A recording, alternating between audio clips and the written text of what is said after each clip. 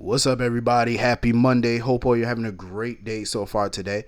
So, hope you all had a wonderful weekend. So I finally decided to buy a microphone because I'm like so sick and tired of every time I fix the volume on these videos, it goes out again. So I said, you know what? Let me buy a mic and see if that works out. You know what I mean? Um, I feel good having a microphone. I still have to get an adjustable, like one of them adjustable stands, so I could hook it up to it, to the back part, so that way I don't have to hold it up. Um, it feels kind of weird. I feel like a game show host, but but that's all right. Yeah, I hope you all had a great weekend. Hope everybody had fun. Getting into this episode of GH, Willow. Listen, that was such a crazy scene between her and Britt. Um, TJ was pretty much urging Willow to talk to Michael. Like, TJ was like, listen, you're going to need all the support you can get. You're dealing with a pregnancy, you're dealing with cancer. I totally agree. That's going to wreak havoc on her body. You know what I'm saying? The pregnancy alone is stressful. And on top of that, you put cancer on top of that, it's going to be double, triple the damn stress. So she's going to need all the support. So, she goes to meet with Britt and stuff. And, Britt pretty much didn't sugarcoat anything with her. Britt let her know, like, listen, chemotherapy, the treatments, it can definitely harm the baby. You know what I'm saying? It can. I get where Willow is coming from. She wants to prolong the treatment because, at least until she's further along in her pregnancy, I totally get it. I get that. She already went through the loss of a child. She doesn't want to go through another, loss.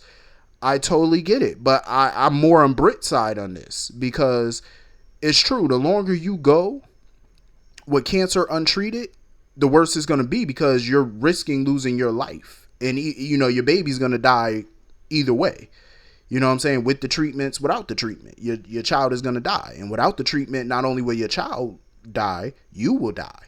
You know what I'm saying? So I totally, Britt was being as transparent as humanly possible with her. Like, she was being very forthcoming with her. She didn't sugarcoat. She told her the real, and Willow just don't want to listen. Like, no, I want to wait. I want to, wait until I'm in my second trimester. It's not going to matter.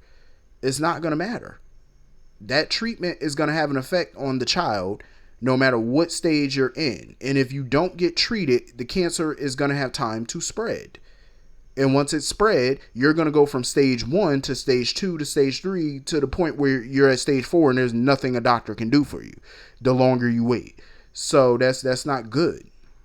But she's sitting there telling Britt, well, I need more time. Britt was like, listen, baby girl, you ain't got no time. Time is not on your side right now.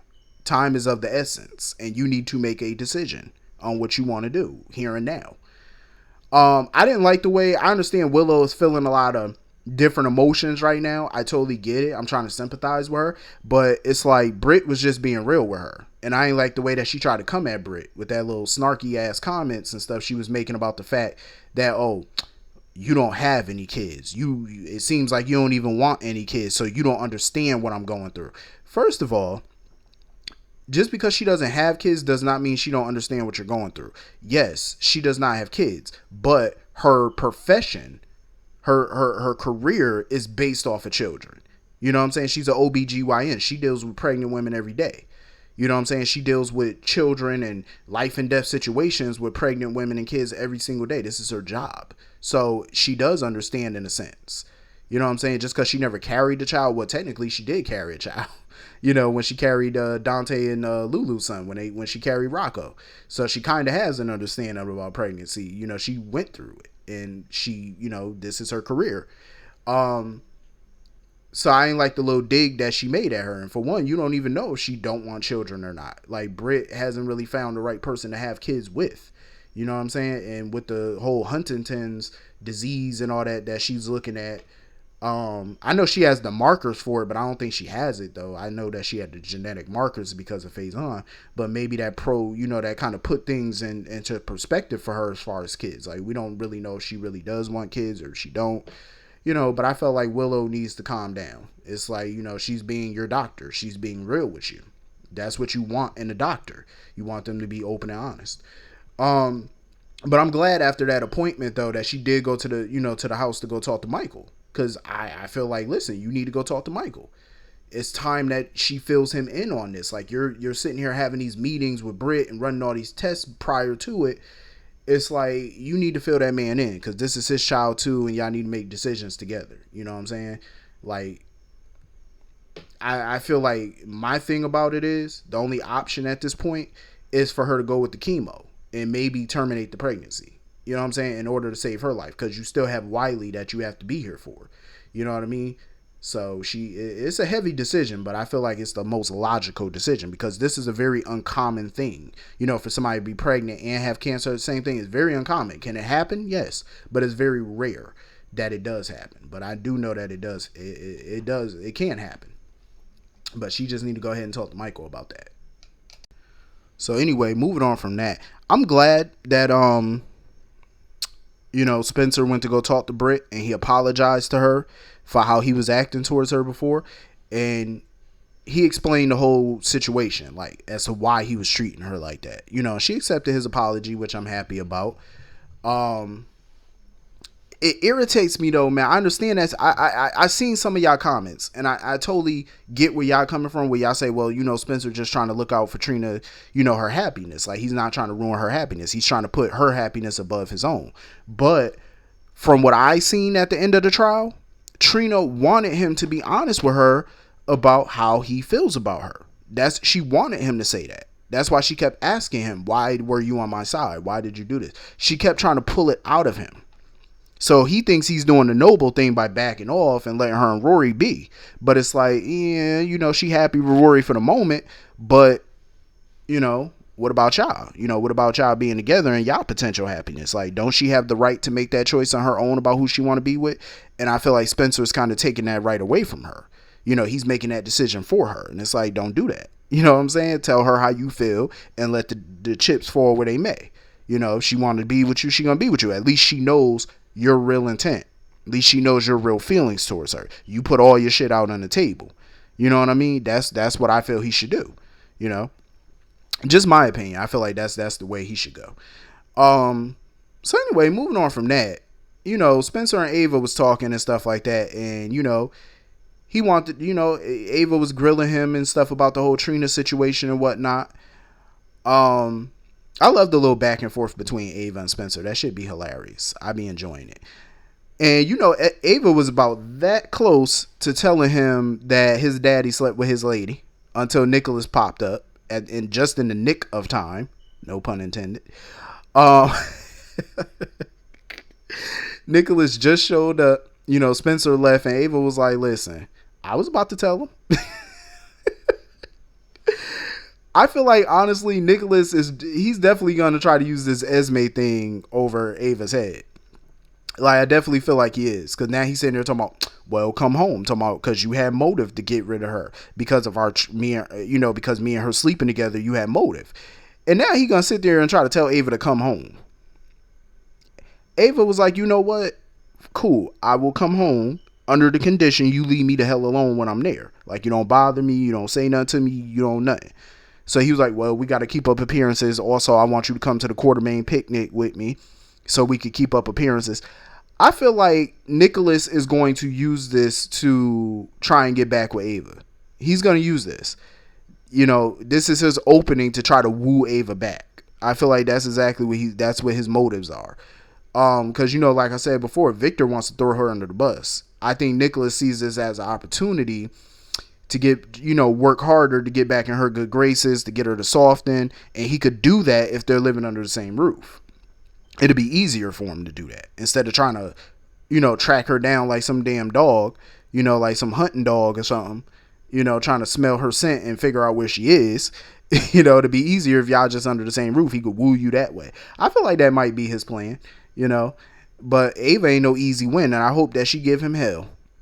I got a feeling they might get back together, but I hope Ava don't be, easy on it. Like she make him work for it. And I do mean work. Anyway, moving on from that. So Curtis and Portia are celebrating and stuff all in the pool and having a good time. Portia was looking fine in that bathing suit. I will say that. Marshall comes up, he started talking about his diagnosis and stuff, him being schizophrenic. And, Portia pretty much was like, she doesn't have to worry about that with Curtis because he's past the age of onset, so she ain't got to worry about that. But Marshall was worried about if they planned on having kids, like, how would that affect their children? So after he leaves, Portia start asking Curtis, like, what do you think about having children in the future? Like, do you want kids in the future? And, Curtis was like, first things first. He pulled out the ring. I said, hold up, brother.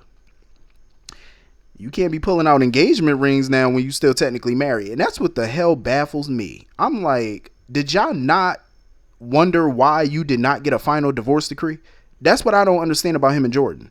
Y'all supposed to be divorced going on 1 year now, but you never got a final divorce decree though. So if you never got that final decree, that means you're not divorced. Like, I don't understand why they haven't checked into it. And Portia, like, talking about, oh, do you want kids and stuff? He already got a child. You just ain't telling him about it. Nutball. Portia ain't shit for keeping it secret. I'm just gonna be honest. Like, I understand why she kept it so long, because after, it's been some years and stuff, she probably never thought she would run into Curtis again. But as soon as she did, she should have let that man know, like, listen, you got a baby out here. You got a child. You know what I mean? It's gonna be a hot mess. When everything come out, it's gonna be a mess. That relationship is definitely going to be DOA when Curtis find out the truth. I wouldn't be surprised if it send him running back to Jordan. I wouldn't be shocked. And, Jordan probably will welcome him back with open arms and open legs and everything else. So anyway, moving on from that, speaking of Jordan, she went to, her and TJ was talking and stuff. Jordan was worried about bumping into Marshall because she purposely kept her distance from him when she found out he was in town and all that stuff, because she knows that he's going to blame her for what happened to Tommy. You know what I mean?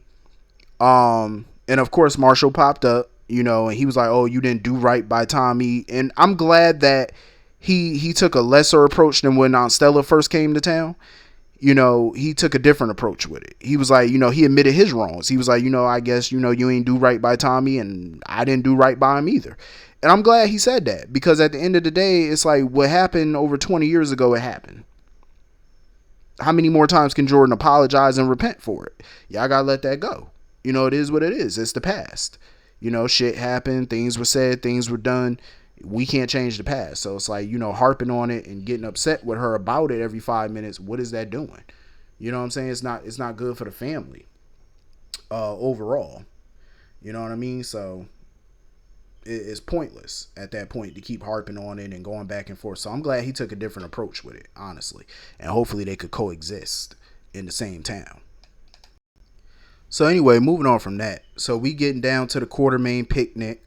Sonny is pretty much trying to shoehorn Nina into Port Charles society at this point.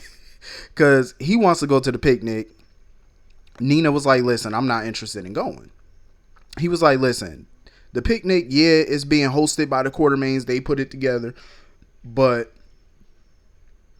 it's for charity. It's for the hospital and all that type of stuff. So he was like, you got every right to go. I got every right to go. You got every right to go. And he was like, I'm not going to let nobody disrespect you. But Nina still wasn't interested in going, because she was like, she know Wiley is probably going to be there. And she was like, she knows that everybody going to work overtime to make sure that he doesn't get no FaceTime with her. So it would just be torture for her to even go. My whole thing is with Sonny, I get that, that's your lady now. I get it. But I feel like forcing her down people's throat is not the way to go. And also, Sonny should not be anywhere near a Quartermaine event, even if it is for the hospital. Brother, write your check and don't show up. Just send your check via Dex. And mind you, Dex showed up with espresso machine or whatever that Sonny was donating or whatever for the raffle. Plus they also get a year's supply of Corinthos coffee. So you made your donation. So you don't even physically have to show up, because I'm pretty sure the Quartermaines don't want Sonny there either. Michael definitely don't. Dex is still worried about the background that is being done on him, but Michael still sees it as a positive, because he was like, that means Sonny chose you. He's starting to trust you. You got to end with him. So just keep working it. And of course, Dex started apologizing to Sonny when he saw him and stuff, for, not telling him the truth about his past. And Sonny was like, listen, don't lie to me again. And, Dex was like, I'm going to be honest with you from now on. I'm not going to let you down. Sonny need to learn how to better read folks. Cause I'm like, hey, since you came back, you still get glimpses of the ruthless Sonny, but it's like, I don't know how Dex is slipping past his radar at this point. I'm like, how you ain't got nobody keeping eyes on him 24/7? Because him and Michael meet very frequently. You know what I'm saying? That's what I said before. Their frequent visits need to be shut down. Like, y'all need to limit that shit to a phone call or something. Because if anybody see y'all together, it's suspicious as hell. So it's like, get it together, man. Y'all can't be seen too much. If I was Sonny, I'd put a tail on him. You know what I'm saying? Like, that's the only way you're gonna catch him in the act, is if you follow him yourself or put somebody on him. So anyway, moving on from that, Olivia was telling BLQ about, the whole Dante and Sam situation or whatever. So they started talking about some Sicilian voodoo concoction that's going to bring them closer together. And they started telling Leo about the recipe and all that, wanting him to go pretty much get the recipe. I said, what type of voodoo witchcraft are y'all trying to pull? Like, y'all going to get a big ass witch's pot, put some ingredients in it and stir? I'm like, don't do this, Olivia. Stay out them people relationship. I could just see her now standing over a big boiling pot, stirring and throwing more ingredients in. Oh, they gonna be together. They gonna be together. Don't do this. Let them folks be. I'm just let it be. So anyway, that was pretty much the whole episode. Hit the comment section. Let me know what you all thought, and I will see you all later. Have a great night. Peace.